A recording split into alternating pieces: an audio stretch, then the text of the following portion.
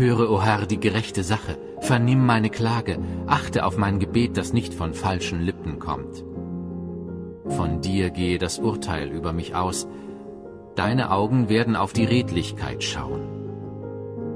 Du hast mein Herz geprüft, mich in der Nacht durchforscht.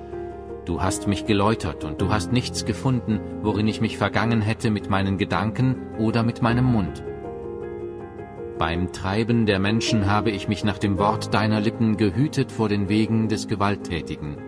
Senke meine Tritte ein in deine Fußstapfen, damit mein Gang nicht wankend sei. Ich rufe zu dir, denn du, o Gott, wirst mich erhören.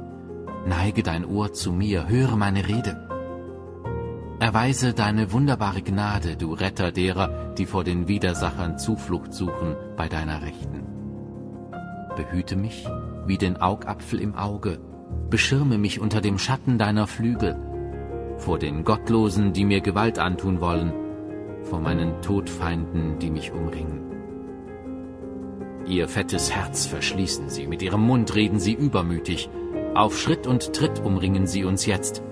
Sie haben es darauf abgesehen, uns zu Boden zu strecken.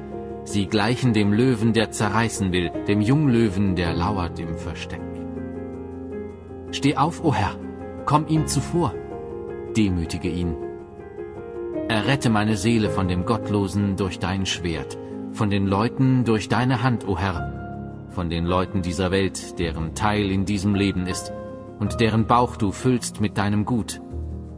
Sie haben Söhne genug und lassen, was sie übrig haben, ihren Kindern.